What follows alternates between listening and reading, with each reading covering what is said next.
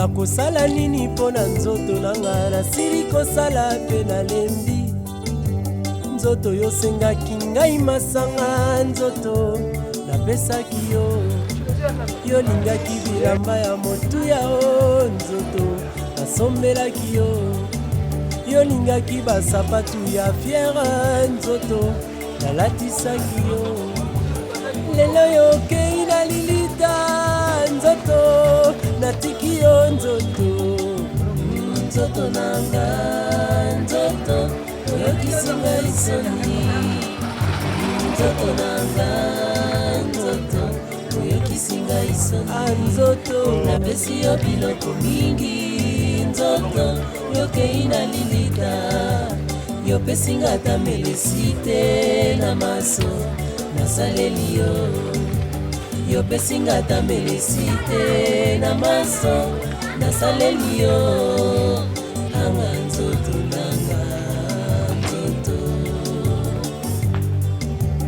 anga nzoto nanga nzoto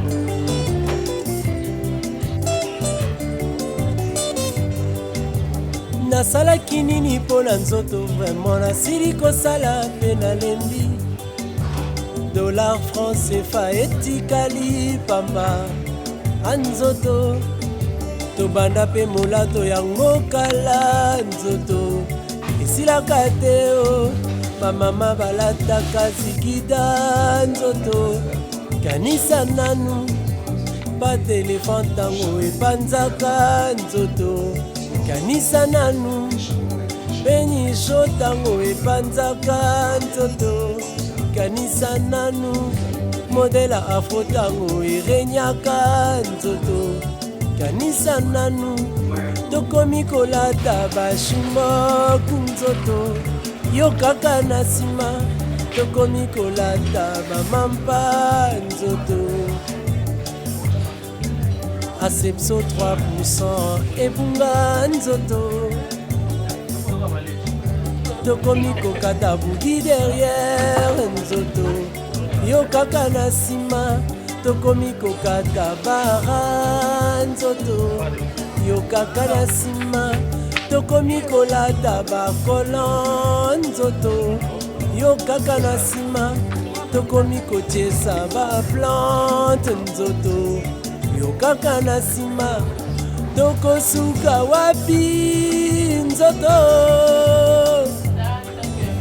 Gianni Versace etikali nzoto apamba tokomi kolata balarios nzoto etikali pamba chevignon na ngai nyonso etikali nzoto anzoto anga nzoto nanga nzoto nzoto nanga nzoto oyokisi ngai soni nzoto nanga nzoto oyokisi ngai soni napesi yo biloko mingi nzoto yokei na lilita yopesi nga ata melesi te na maso nasaleli yo yopesi nga ata melesi te na maso nasaleli yo anga nzoto nanga nzoto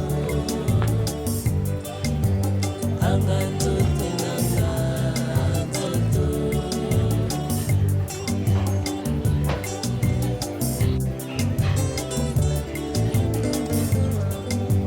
ntango ya kokende na ndako ya nzambe nzoto yo okolemba mpona kotala baninga na mpasi nzoto yo baraison kasi feti yo wana liboso nzoto sikoyo yo wana bake kofunda o nzoto nga liboso ya nzambe mokonzi papa nzoto nga nakoloba nini wana yo na mabele osi okola na yo nzoto nga nakosamba nini nga nawelaki bisengo ya mokili pamba lino na nga noko azalaki kolinga o nzoto nanya kolata matanga nanga banani bakozanga nzoto anzoto mwasi nanga nani akozwa nzoto anzoto anga nzoto nanga nzoto nzoto nanga nzoto oyokisinga isoni nzoto nzoto nanga nzoto oyokisinga isoni napesi yo biloko mingi nzoto yokei na lilita yopesinga tambelesi te na maso nasaleli yo yopesinga tambelesi te na maso nasaleli yo anga nzoto nanga nzoto anga nzoto nanga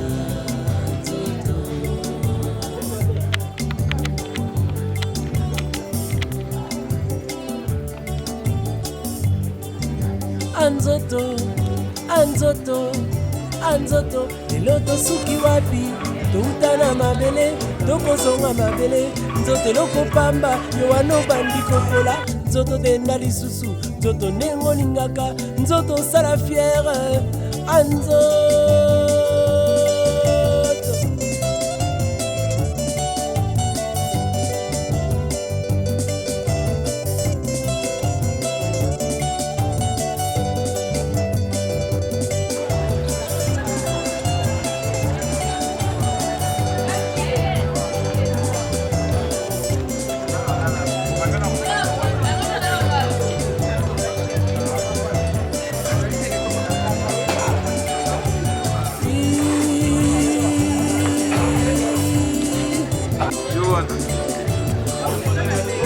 nanyalakisanga nzambe ngai nalanda natika masumu nanga nalanda masiyao nga nabwaki bakisi nanga naye na masiyao ngai naponi yesu yesu ngai naponi yesu yesu ngai naponi yesu yesu azali te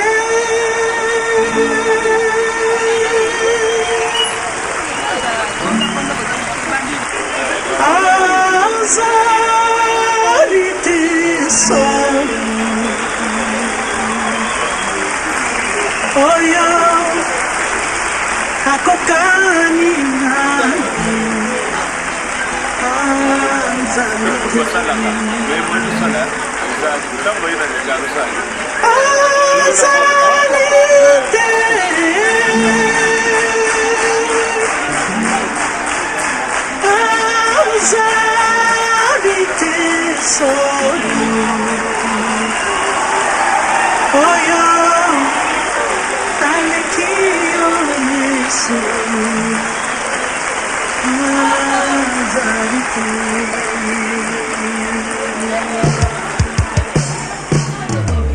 Yonde nzambe nanguya azalite Yonde nzambe na solo azalite Yonde nzambe ya bomoy azalite Yonde nzambe na bikambo azalite Yonde nzambe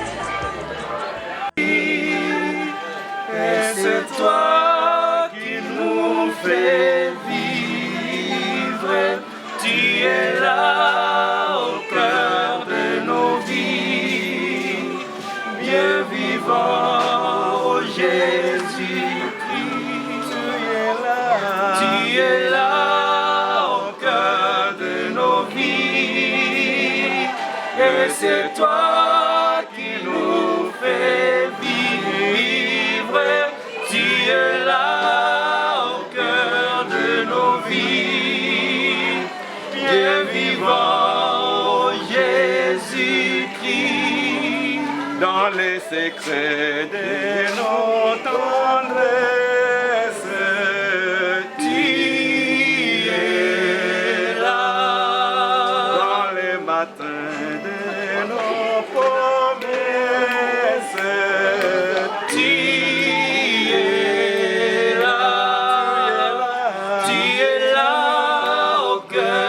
de nos vies. Et c'est toi qui nous fais vivre. Tu es là au cœur de nos vies. Bien vivant, oh Jésus-Christ. Dans notre corps, tu es là. Dans tous les ciels, tu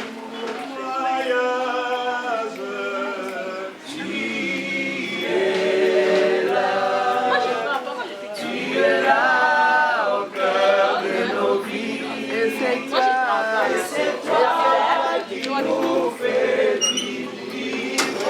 Tu es là au cœur de nos vies. Bien vivant, oh Jésus-Christ. Tu es là.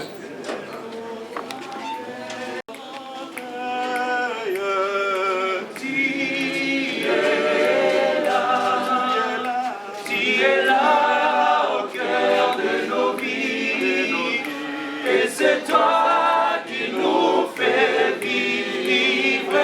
Tu es là au cœur de nos vies.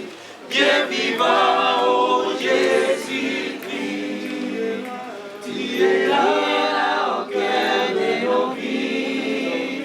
Et c'est toi qui nous fais vivre.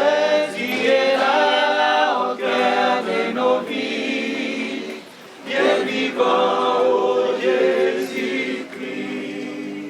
Tendre Père, merci pour ce temps précieux que tu nous as accordé. Nous voici encelés pour te célébrer, pour te rendre grâce à l'occasion de la mort de notre papa, notre grand-père. Sois béni pour le tout parce que tu es au milieu de nous. Commence avec nous comme Alpha, chemine avec nous et termine avec nous comme Oméga.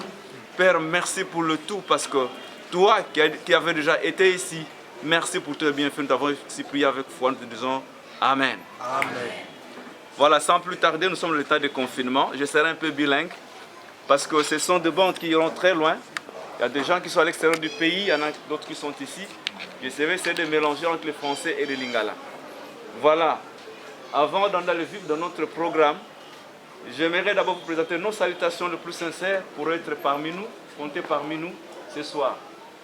Donc, je vais combiner avec le mot de circonstance. Soyez donc le bienvenu et sentez-vous à l'aise là où vous êtes, n'est-ce pas? Bien.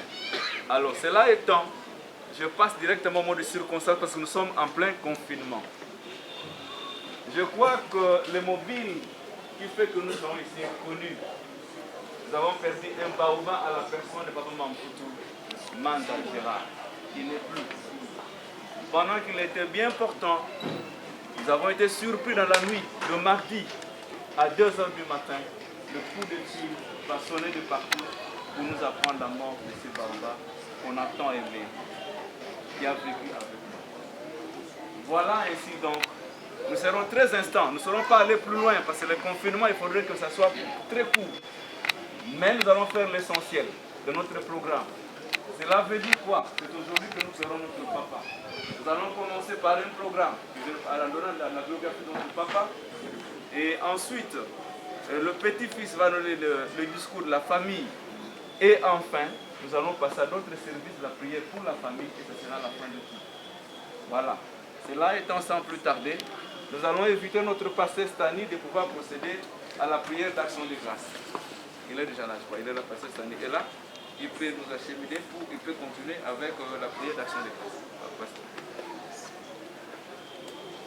Yambo tokoka na kobondela to yembi mwa loyembo moke mpona kokoka na kobondela.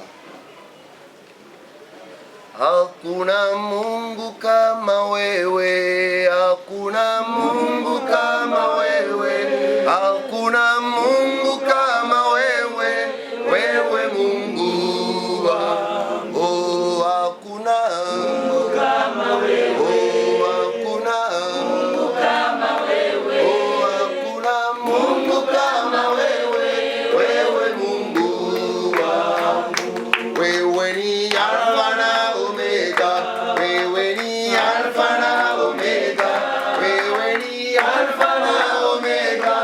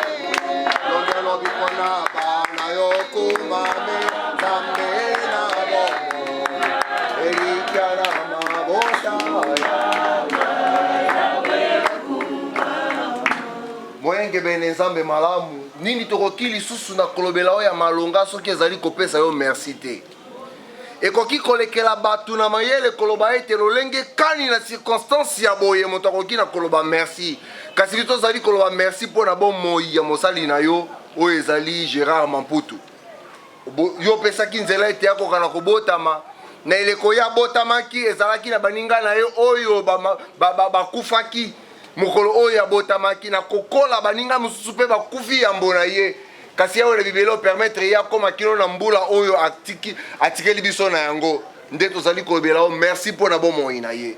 Mais aussi nous te disons merci éternel Dieu de grâce parce que yo opesi biso libaku malamu ya kosangana na esika oyo mpo na kolela oyo ezali moumbu mosali mpe mwana na yo. Dieu de grâce ozali kolobela biso na mokanda na yo ete na ndako na matanga tokoka na kokanisa na eleko na feti tokoka na kosepela nde yango yawe na bibele na esika oyo topusani papa na nkembo mpo na kotala lolenge kani yo ozali nzambe na nguya nyonso oyo ozali na kati na loboko na yo bomoi ya moko na moko na biso soki biso tozali kopema ezali te mpo na tozali kitoko ezali te mpo na tozali makasi ezali te mpo na biso tolingaki yango kasi ezali likolo na ngolu na yo na circonstance oyo tozali kokende na kotonda yo botondi tozali kokoka na kotombola yo lisusu yawe na bibele mpo ete tozali koloba ete na circonstance nyonso tokoka na kokumisa yo kembo masanjoli ezongo mboka na yo mpo na yawe na bibele circonstance oyo mpe le reste de temps oyo etikaleli biso kino ntango tokokende kotia oyo ezali mosali na yo na se na mabele yawe na bibele tika ete kembo ekoka na kozonga epai na yo ete ekoka na kozala na contrôle na nyonso mpe lokumu yawe na bibele ekoka kobonga bobele na kombo na yo na kombo yesu kristo tobonde tolobi amen. Amen. Un peu de notre bilan. Voilà, c'est notre bilan. Je vais faire ça moi-même. C'est un papa que j'ai connu personnellement, il a fait beaucoup pour nous. Le groupe qui interprète là-bas, c'est le groupe Motem Africa qui avait son siège ici, qui logeait ses instruments ici. Nous avons préféré l'accompagner comme ça. Si ce n'était pas le confinement, ça allait être vraiment formidable. Mais là, si Dieu a fait ce qu'il a fait, nous allons faire l'essentiel qu'on peut faire. Ça, c'est l'orchestre Motem Africa qui chante, qui a eu son siège ici. Voilà, sans plus tarder, j'ai dit biographie de Delphin. Les larmes ont coulé après la mort de Pasteur Lukuki. Un neveu tant aimé pour les intimes et grand-père pour ses locataires dans la parcelle qu'il a bien voulu baptiser village Mamputu de son vivant. Il était originaire du village Mfidi Malele, secteur Nemadimba, territoire de Ngoufu, district d'Alukaya, province de Congo central, d'où il est né en 1940 et décédé à Kinshasa le 22 juin 2020 à 2 h du matin suite à une courte maladie à l'hôpital Bondeko dans la commune de Limete. Fils de Maman Zumba Diaki et papa Mamputu Lema, veuve Mamputu a fait l'école moyenne dans son village natal. Dès son bas âge, il s'est lancé dans les commerces depuis son village avec un faible débit et a fini par s'installer à Kinshasa. À l'époque, Léopoldville. Les boutiques établissements Mamputu sur le Kelenge numéro 1, bien connu de tous, et Nzombo numéro 2, la commune de Ngiri en était le fruit de son dur labeur. Le succès récolté et son savoir-faire ont fait qu'il soit compté parmi le grand notaire de la commune de Kalam dans le quartier Kimbanga. Son sens humanitaire a fait qu'il puisse assister plusieurs pasteurs et serviteurs de Dieu lors de grandes manifestations chrétiennes, comme fut le cas à l'arrivée de Renard Bonk à Kinshasa. Sa participation y était criante. Poussé par le Saint-Esprit de Dieu, il mettra sur pied une boulangerie sous la belle de la fondation Mamputu Manza, formant mon sigle, pour voler au secours de personnes vulnérables. Confession de foi. M. Gérald a servi tour à tour comme membre de l'église Nzambe Malamu, à l'église pentecôtiste de ma campagne, chef Pasteur Jonathan, décédé à peine un mois. Premier diacre à l'église Nzambe Malamu Kalamu 2 et actuellement partenaire de l'église Centre d'encadrement et épanouissement chrétien, c'est né qu'en sigle sur Nyangara, dans le commune de Kalamu, quartier Kimbanga. Donc, les messieurs qui viennent nous faire la prière, le papa qui vient nous faire la lecture là-bas, la prière, c'est le pasteur qui remplace le titulaire qui est aux États-Unis, qui habitait dans cette maison-là. Voilà, pour des précisions. Et sur Nyangara, Kalam, quartier Kimbang. Signalons que son passage dans l'église de feu, le révérend Adi Nabal, qu'il a connu personnellement, a laissé de bonnes traces, lui conférant ainsi un témoignage mérité. Renaissancier, ami du sport roi, du football, Gérald Mampoutou, ancien joueur, bourré de sens d'humour, nous quitte pendant que nous avions encore besoin de lui. Le président fondateur de la fondation Mampoutou laisse une grande famille avec 11 enfants, dont 6 filles et 5 garçons, c'est-à-dire 12 au départ, et l'une de filles a déjà tiré sa révérence. Plusieurs petits-fils et arrière-petits-fils. Ah, Mampoutou, que dire de cette mort cruelle face à la volonté de Dieu? Tout le monde ne saura pas votre corps ici, mais néanmoins, je sais que vous êtes entre les mains de l'Éternel.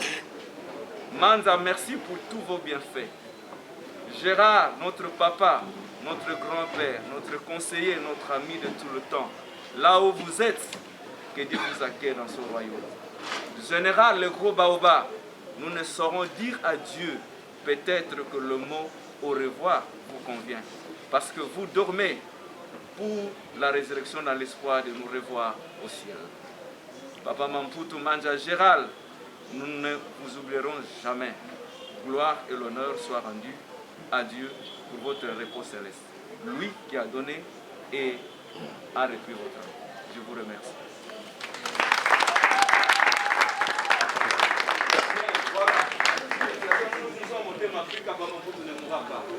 Même si on n'a pas donné l'occasion que nous avons des instruments ici, nous allons essayer de dire une chanson en son honneur. Et Montem Africa peut se lever là-bas. Nous allons interpréter 2 petites chansons qu'on a essayé de faire en son honneur, et pour le plaisir de la famille et même aussi du pays. Approchez.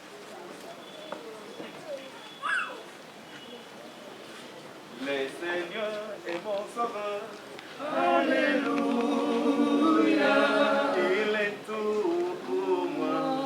Alléluia. Oh, voilà pourquoi je l'adore. Alléluia. Il est tout pour moi. Alléluia. Oh, voilà pourquoi je l'élève. Alléluia. Le créateur de Mampoutou. Alléluia. Alléluia. Oh, alléluia. Alléluia. Alléluia. Alléluia. Oui, Jésus est mon sauveur. Alléluia. Oh, alléluia. Oh, alléluia. Alléluia. Alléluia. Oui, Jésus est mon sauveur. Alléluia. Voilà pourquoi moi je l'aime. Alléluia. J'ai la vie éternelle. Alléluia. Papa Mampoutou n'est pas mort. Alléluia. On nous réveille un jour au ciel. Alléluia. Oh, alléluia. Oh, alléluia. Alléluia. Oh, alléluia. Oui, Jésus est mon sauveur. Alléluia. Oh, alléluia. Oh, alléluia. Oh, alléluia. Oui, Jésus est mon sauveur. Alléluia.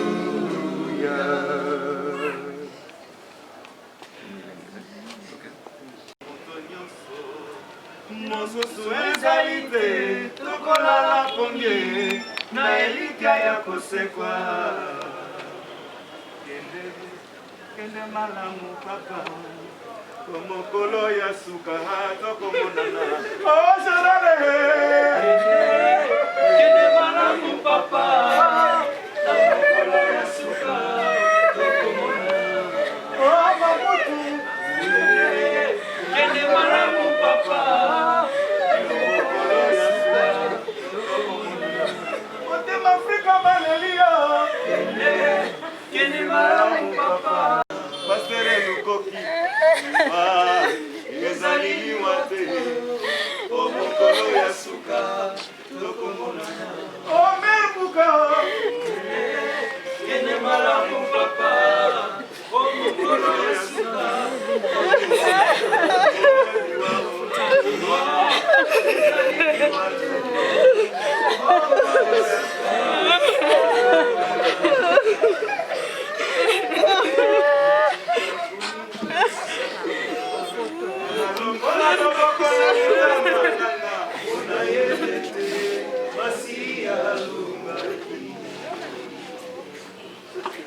Natika komitokisaka Pojerare mamputu ya tiki bisolela Unayegete Masia lunga Noyemba nalola Bakoyemba Elonge monani Konokumama Yobonge nalola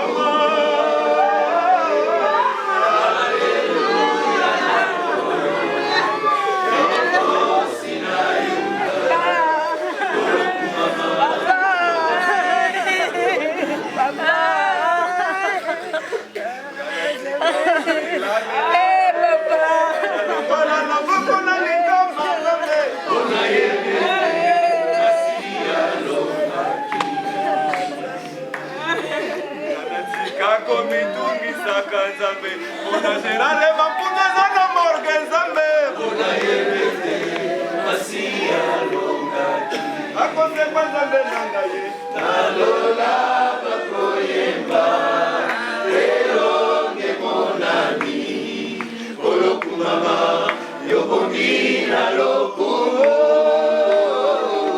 Alleluia Nankolo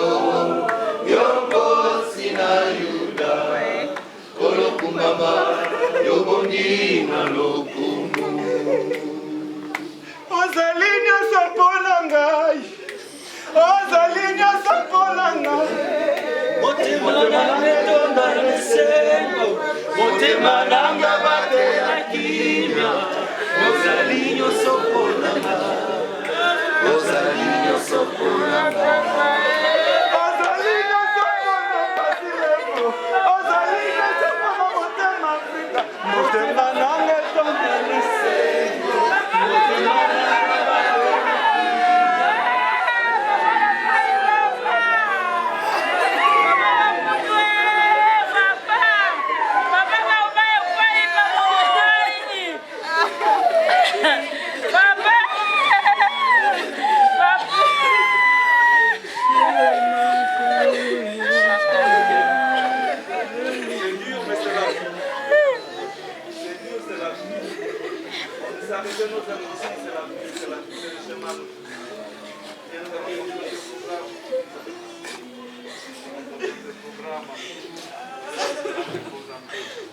Nous allons passer directement au témoignage. Je dis bien, si ce n'était pas le confinement, ça allait être un peu extraordinaire.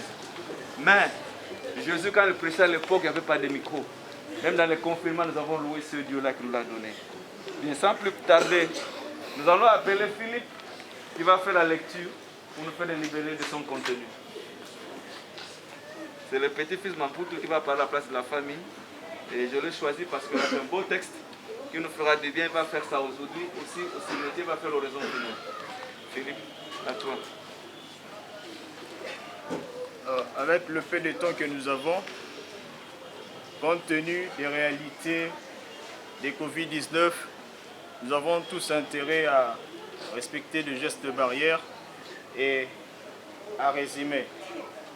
Avant natanga, nako talisa na biso ete moto atiki biso aza ikone. Yango wana na bokebi penza soki na ozala makasi tanga en titre ya ko représenter bakoko nyonso.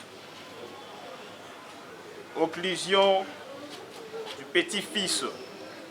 La famille Mamputu est touchée d'avoir perdu un icône de taille depuis la nuit du 22 juin 2020 en personne de M. Mamputu Gérald Manza.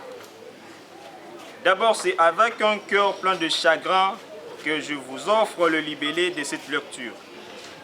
Tout a commencé par des simples malaises qui nous a conduits à la gravité après la ronde des hôpitaux ci-après. Je cite, à 21h juste, nous étions allés à l'hôpital de référence d'Engiringir, sans succès. À 22h juste, nous nous sommes dirigés à l'hôpital Saint-Joseph à Limete et finalement, nous serons reçus à l'hôpital Bondekou, toujours à la même juridiction. Aussitôt arrivés, tout était au point. C'est-à-dire, le médicament, le frais y compris, était au point. Donc, c'est-à-dire que le grand-père a rendu l'âme, c'était son jour. Si c'était pour le matériel, jeté là sur place, il allait toujours être en vie.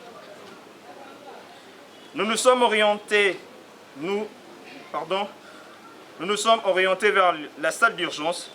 C'est à 0 heure, là où commence la scène. J'ai reçu l'appel brusque de mon maître, collègue médecin urgentiste. Ces derniers m'inspirèrent d'associer une couverture d'antibiotiques. Je me suis imploré avec beaucoup de rapidité parce qu'on était dans le cas d'urgence pour la survie de mon grand-père. Hélas, c'était à 2h21. De nouveau, un appel de sa part.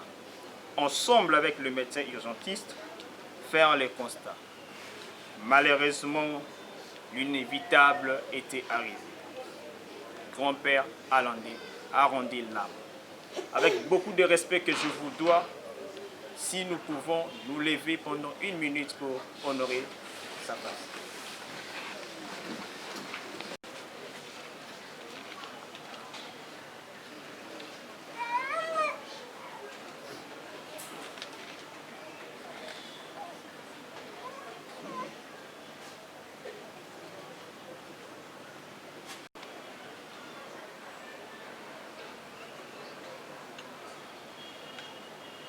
Merci. Nous, les petits-fils, arrière-petits-fils, nous lui sommes très reconnaissants pour la marque de sympathie qu'il a bien voulu témoigner à nos augustes personnes. Coco Gérald Mampoutou était un homme de valeur qui aimait le beau, un homme travailleur, sociable, généreux, initiateur, voire même comique. À 80 ans, c'est à la fois la tristesse, mais aussi la joie. La tristesse parce qu'il s'agit d'une séparation, la joie parce que c'est la fête. Il est mort rassasié des années, comme la Bible nous dit, robuste, et qu'il connaissait Jésus, qu'il a servi jusqu'à sa mort. À mon humble avis, le plus beau cadeau que le grand-père pouvait nous léguer, c'est l'instruction et l'éducation. La personne peut me contredire, il insistait toujours à notre éducation. Comme il a fait à ses enfants, nous nous sommes bénéficiés. C'est ainsi qu'on peut compter parmi nos petits-fils et arrière-petits-fils licenciés, voire même des gradués en RDC et en Europe. Grand-père, son esprit prônait l'amour, la concorde, l'unité dans la famille. Ne nous dérobons pas de son idéal, car l'union fait la force. Suivons ses traces, afin que nous soyons également bénis à notre tour. Coco Mampoutou, vous resterez à jamais gravés dans nos esprits. Daigneux que le Très-Haut vous accueille aujourd'hui auprès de lui, à l'espoir de nous retrouver un jour autour du Christ. Que la terre de nos ancêtres soit doux et légère. Merci. Ça, c'est l'un des fruits transcendés par les enfants. Quand les enfants ont bien compris certaines leçons de leur papa, ils peuvent se les transcender à leurs enfants. Mais nous allons aussi appeler le pasteur de l'église qui va aussi témoigner. Vous savez que le coup a été très dur. L'ancien qui devait témoigner toujours malade n'a pas supporté le choc. Donc à sa place, maman pasteur va vous donner des libellés de son contenu.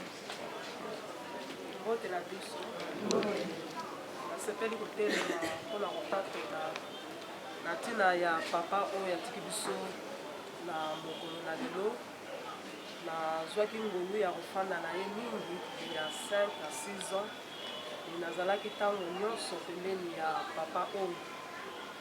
Alors eloko nazwaki ya motuya kati na bomoi ya papa oyo namonaki na kati na ye alingaki eloko liboso alingaki nzambe mingi na kolinga nzambe wana abandaki kozanga kosala bolamu te na oyo etali mosala ya nzambe, kosala bolamu te na oyo etali basala ya nzambe.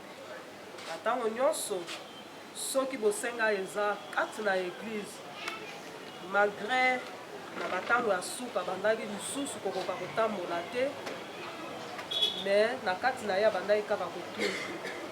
Soki ayoki bosenga moko eza na kati ya eglize, papa oyo abandaki kozanga te kocontribue.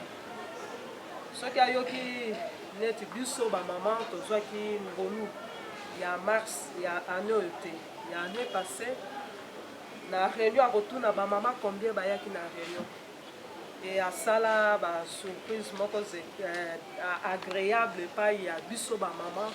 Okomona akosombela biso, asombela biso mama aza témoin, asombela biso pièce mobimba na bamama oyo bayaki réunion.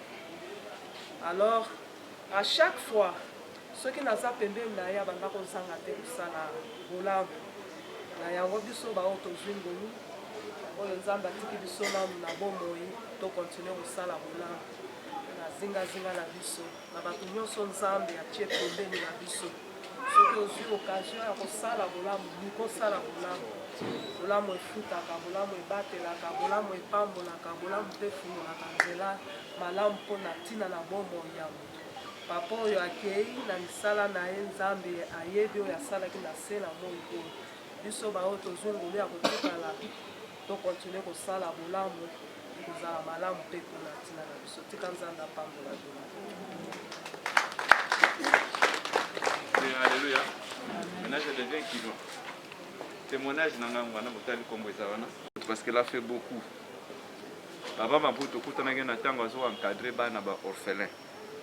Parce que mon thème Afrique ezoyemba eza pe na bana ba orphelin to encadrer. Et là qu'on a retenu Papa Maputo là était un papa très social, très gentil. Abani otika bato na pasi. Mais seulement pour moi ce que je peux dire, je n'ai jamais vu un papa 80 ans qui peut être mon ami. Il était mon ami intime. On se partageait presque tout. Même les secrets, à ses côtés, j'ai beaucoup gagné. Parce que la boulangerie. Seulement, et là qu'on a regretté kaka, il a fallu que conseil attendre 5 jours dans la vie à mon abamou. Na 80 ans, pour faire la saison des années. Il a robuste. Mais seulement Moussana Aloni, na sepelaki amona ngo yango wana. Na tango nazo komba livre silité ye tango aponi akeni. Eza ebele to koloba ngote. Vraiment na biso bino ebele. Papa Maputo na âge na ye. So alinga déjà bine papa ne faut pas faire ça. Abana oyo kanga akiti. C'est rare.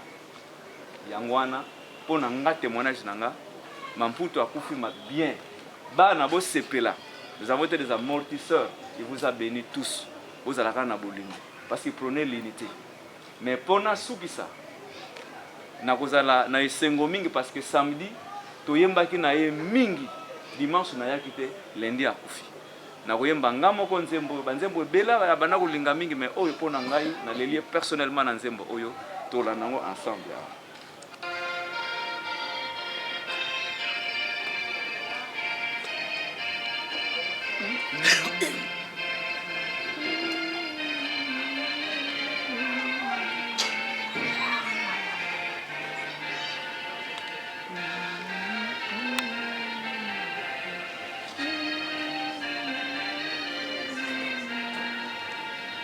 Amen, au bras. Amen, au cœur. Et nous serons plus qu'un vainqueur. Et nous serons plus qu'un vainqueur. Amen, au bras.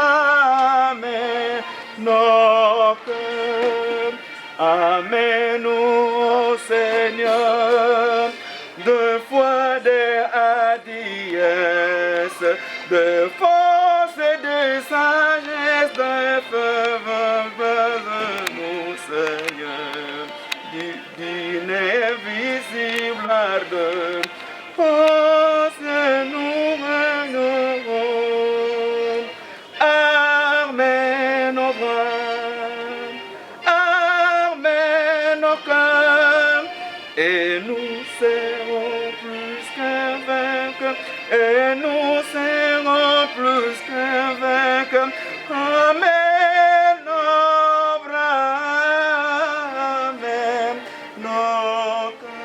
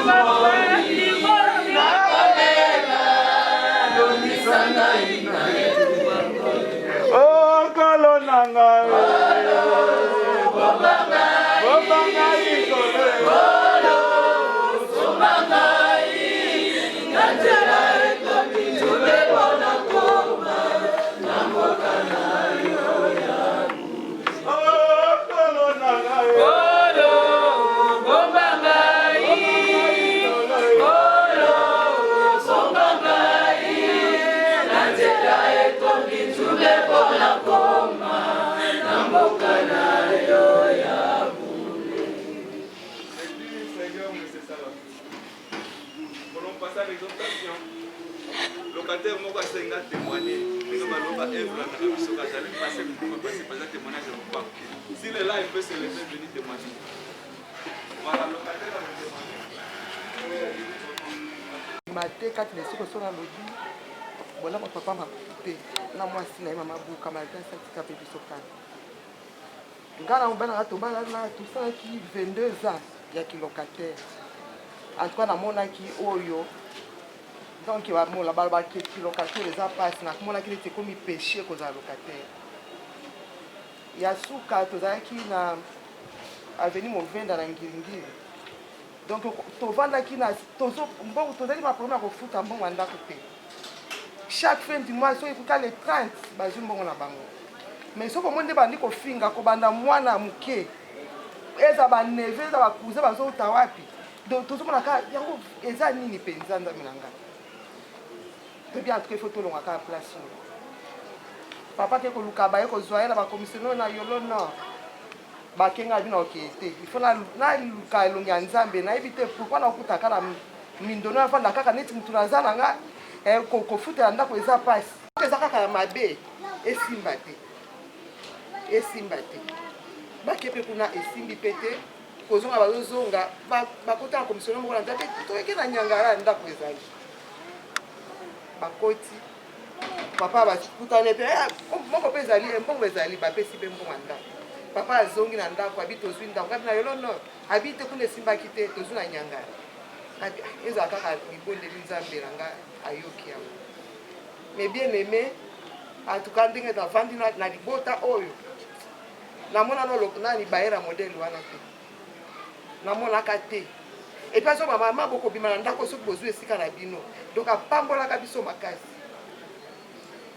tozwi matanga epa na nga na ndenge napanzaka matanga nasombaka mapa te ya matanga chaque poko mapa ezolongwa awa ezokende kuna epa na nga papa taza na posa koyamba bato to kosala fete na lupango il faut ya koavertir nga 2 semaines avant naomona yango étrange mpo natambola bisika nyonso natika komona makambo ya ndenge wana te nakoya mama tozoya kodefa epa na bino ngapi papa eza esika na bi te ndenge bino boza awa eza ende epa na bino nga naza mopaya akoya kosenga bi papa ataka makambo to nzambe ayokaka mpe alibondeli nanga mabokilo nanga auti mboka ye kofanda na biso papa ya koyamba amema 50 kilo ya loso natiki mabokilo nanga na ndako azolela bi likambo nga natika komona ngo esika moko te nakoya kopesa mbongo na ya ndako chaque fois dimwanga na ndako ya kopesa mbongo nakopesa boya bi mama longola $10 zonga nango eza mbongo na biso nyonso fo olia yango alors ntango tokaki likambo esaki biso pasi mokolo asombi tosombi ndako ngabi papa na koyebisa papa ngabi papa tosombi ndako ntango mois prochain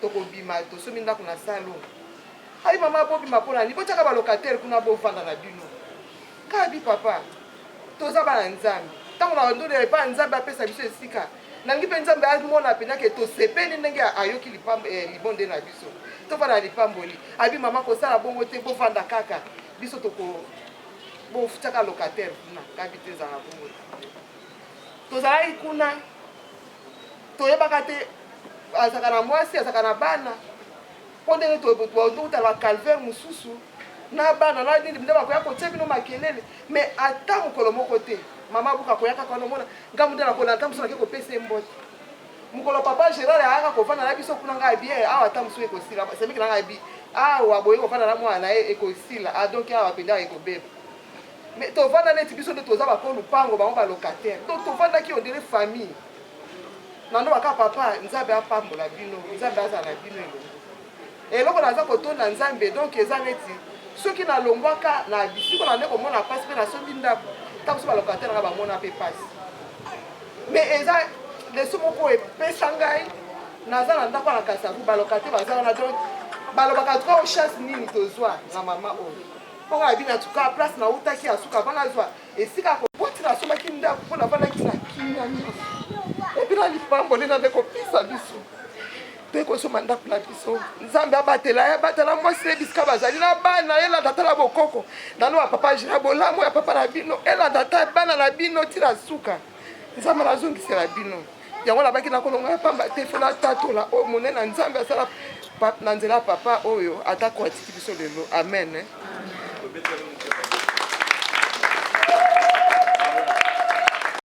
Alléluia. Amen. Alléluia. Amen. Nani mokonzi? Yesu. Nani mokonzi na yobeteli.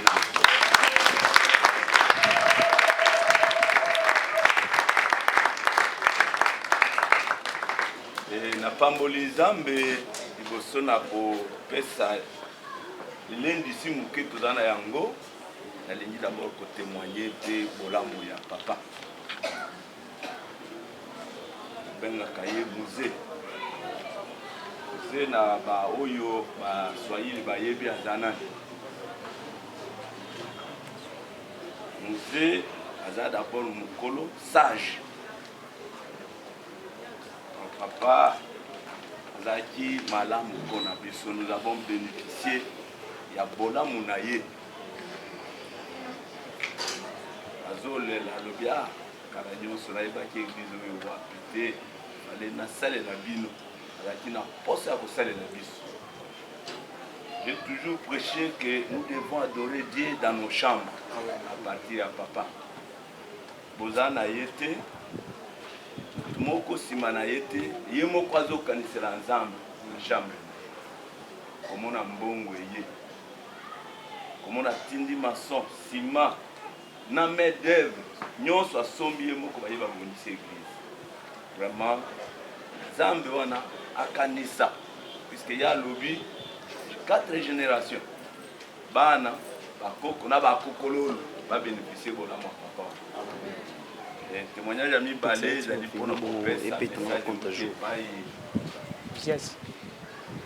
Pasteur Théo oyo azalaki titulaire na ngai akenda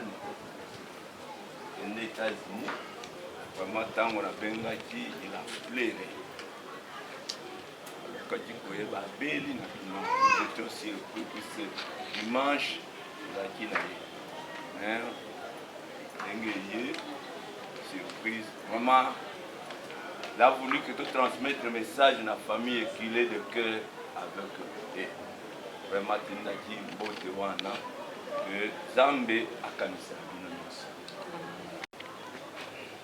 Vraiment, ce qui est le temps des alliés, bon, c'est la biso, tout ça, dans Ecclésiaste, chapitre 12, autant dit des versets 13 à 14, et puis autant dit Apocalypse 12 et 22, 11 à 12. 12, versets 13 à 14. 13 à 14, autant dit na comboné sous Christ. Amen. Les paroles des sages sont comme les aiguillons. Maloba na moto na boanya ezayi lokola nzube. Et 13, 14. 12, 13, 14. Écoutons la conclusion de tout le discours. Ce commandement, Toyoka kosukisa ya maloba. Banga nzambe pe yoka oezali malako. C'est là ce que doit faire tout homme. Yangonde oyo montonyo se seigneur na ekosala. Car Dieu amènera toute œuvre en jugement. Pour être nzambe akomema misala nyonso na esambiselo. Au sujet de tout ce qui est caché, soit bien, soit mal. Na oyo nyonso ebombami ezala malamu to ezala mabe. Pays l'Apocalypse 22, 11, 12. Apocalypse 22, 11, 12. Totangi na kombo na Yesu. Amen. Celui qui est injuste soit encore injuste. Oyo azangi boyenge bene akokana kozanga boyenge bene. Que celui qui est suyé s'essuie encore. Oyo azali mbindo akobana komi sambindo. Et que le juste pratique encore la justice. Et que maintenant boyenge bene asala lisusu boyenge bene. Et que celui qui est saint se sanctifie encore. Oyo azali mo santu akokana komi santi sali susu. Et ma rétribution est avec moi. Peli futi nangai na elongo nangai. Selon ce que son œuvre. Pour la cause. Amen. Amen. Exhortation à Biso.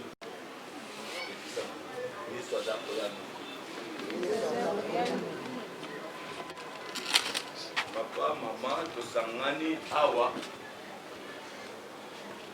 Petete. Tosangani pona kokanisa moko na libota oyo azalaki papa koko ndeko akei pamoto akei kosala nyonso kosala balobi Ecclésiaste azali na suka ya oyo nzionde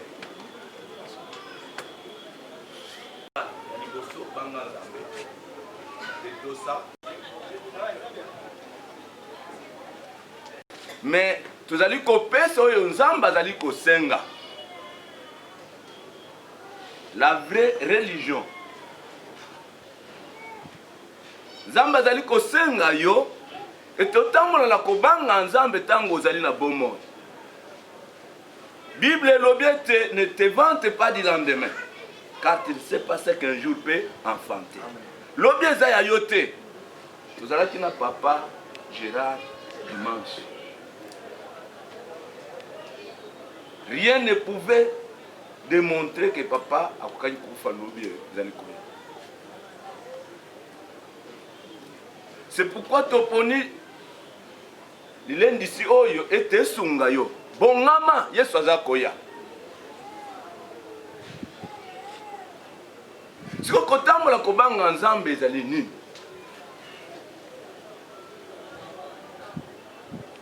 Ezali kotosa kolinga nzambe na motema na yo mobimba pe kolinga mozala mingi. Toyoki témoignage yo nyonso ezali ko se résumer na kotalisa ke papa azalaki mutu ya bolingo. Nzambe ye moko azali koloba ete bakoyeba ke bino boyebaki ngai ntango bakokuta moko. Famille etikali force na bino ekozala soki bokozala mutu moko. Bumoko etambolaka na bolingo. Puisque mutu oyo alingi ndeko na ye akokanisela ye mabe te. tolingi ete moko na moko mibongisa ndeko na ngai lobi eza ya yo te lobi eza ya ngai te baminganga balobaka que les bien portants sont des malades qui s'ignorent kitoko wana oke me yango nde te message oyo ya liboso bazali kosadrese na bao bandimela yesu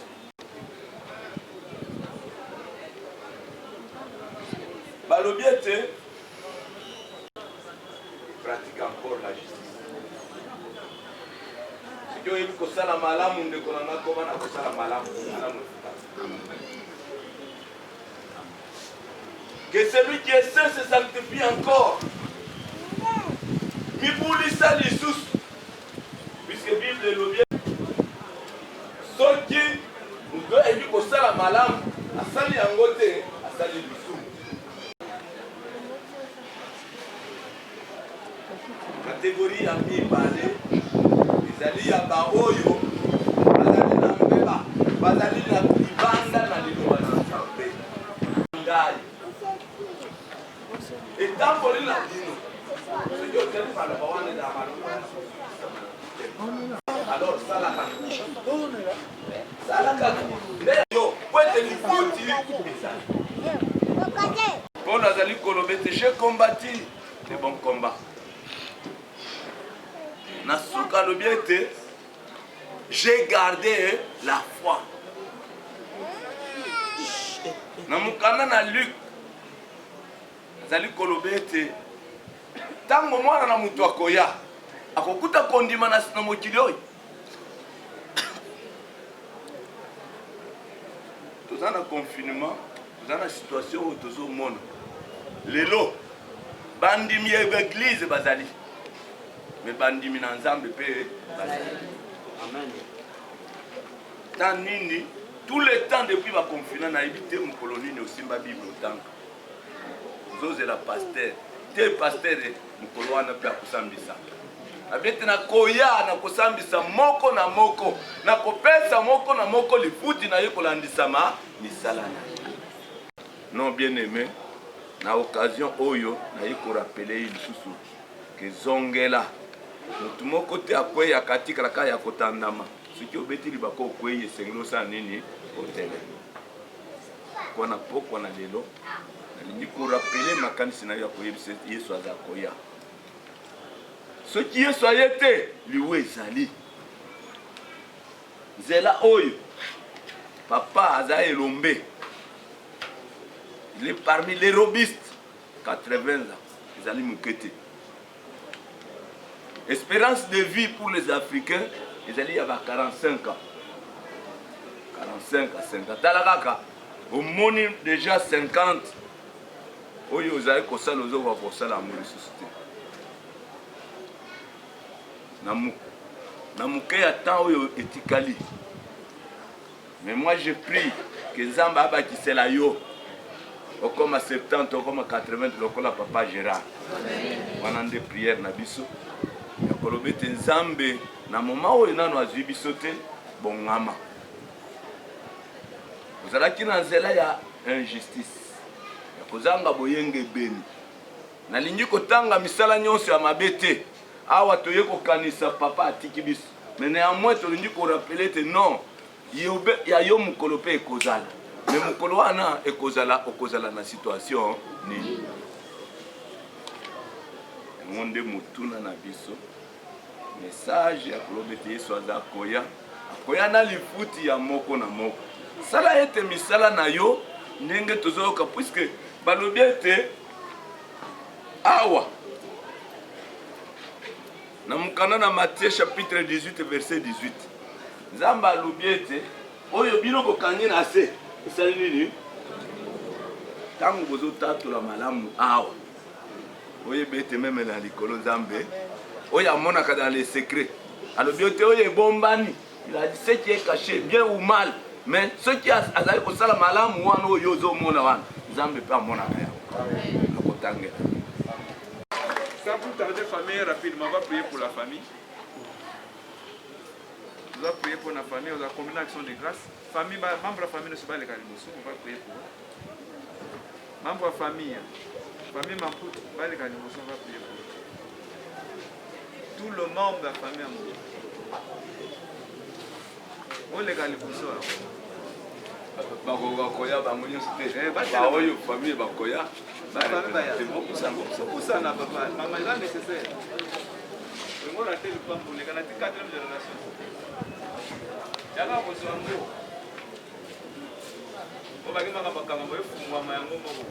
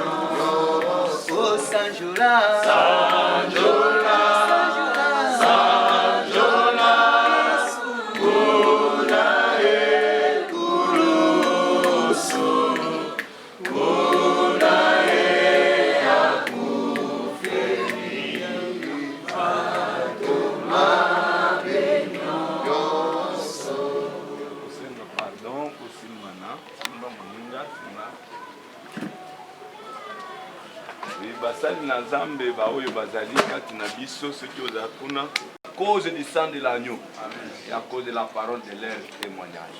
Alors yango tokandi biso miso bisika yo ozali pe na sima tombola loboko ozali kokende kobondela Nzambe loboko na Nzambe finika bango tobondela tendre père yo Nzambe na likolo pe na se tozali kotelema liboso na yo na tango oyo mpona kotika libota oyo na maboko na yo bange na yo likolo bayeba kozingela likolo na moko na Nzambe batela bana batela bakoko batela bakokolo bango nyonso afrika bana na kabili bota ezala bafarbane ezala bacousin ezala baneve bao nyonso bao bazali awo bao bazana na poto bao bazana na intérieur ya mboka loboko na yo ezali mokuse yo Nzambe na likapu papa tokabi bango na maboko na yo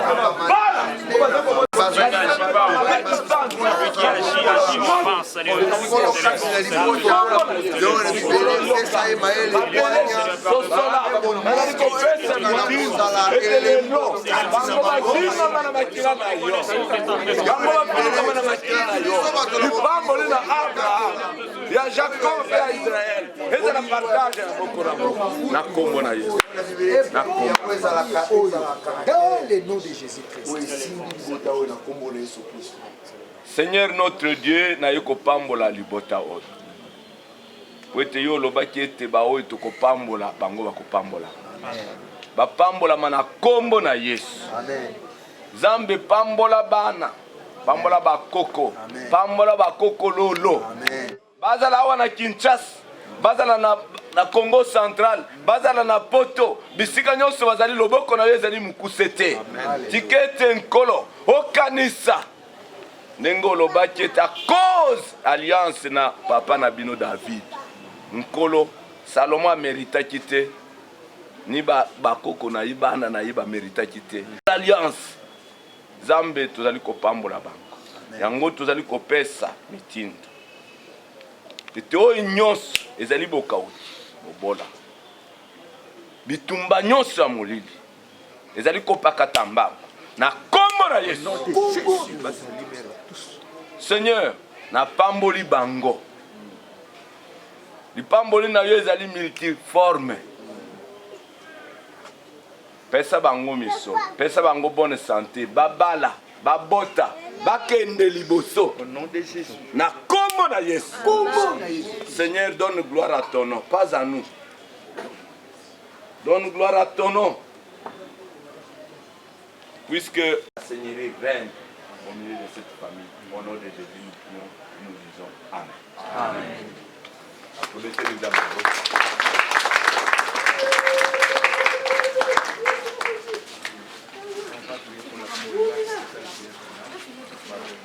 Bon, c'est ça que nous on va prier tout comme dans tout cas. Je crois que le lobby, nous avons un confinement. Le programme est allé boyer. Na 8 heures déjà. Ce que je c'est que vous avez déjà out. Vous avez la prière à 5 minutes. Na 9 heures de Rolongwa awa. Donc on a bondé. Pour ça, il y a des policiers pour le cas de c'est impossible. Donc, lobby après moi, le gabon de Bombaramoko n'est pas. Cela étant, l'église Sénèque vous remercie vivement pour avoir participé à cette église. Zambe a profité dans les cas de Makangi église Makangi bisoté. Alléluia. Nenga batei lelo na place ya matanga de la famille. Kika nzamba pambola moko na biso. Lobi to mwana. Soko moni okolala kota na kati ya lupango. Oyo vite ba ko. Soko moni po kokate ozonga na ndako zala mo confirma. Zonga na o melobi to salaire na 8h zala. Osoko ya après 8h okuta biso. Morgue abonde ko zala na place penza malunga te ota. Toto ke nzela mo. Ko zala malamu ko. Que Dieu nous bénisse. Amen. Pasteur, prière finale comme ça.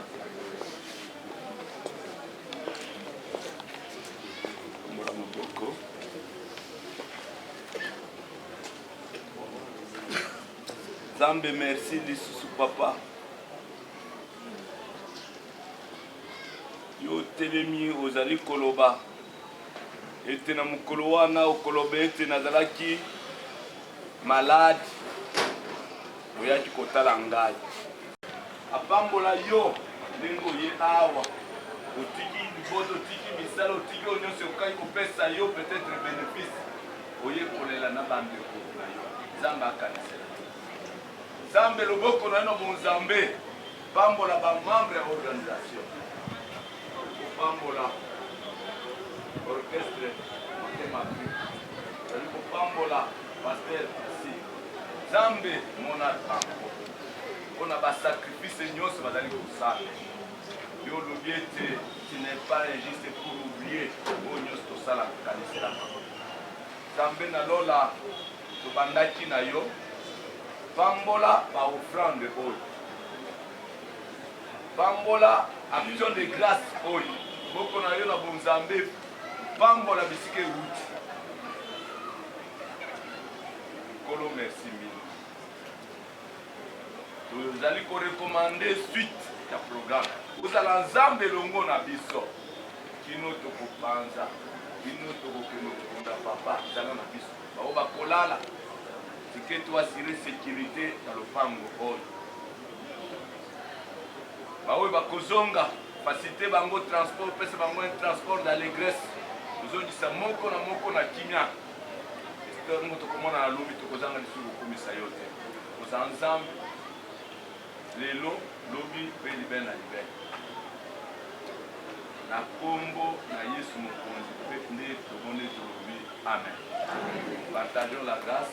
Et la grâce de notre Seigneur Jésus-Christ, l'amour de Dieu le Père et la communion du Saint-Esprit soient avec nous tous.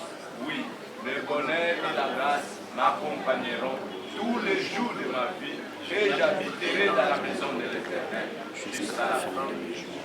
Amen. Amen. Amen.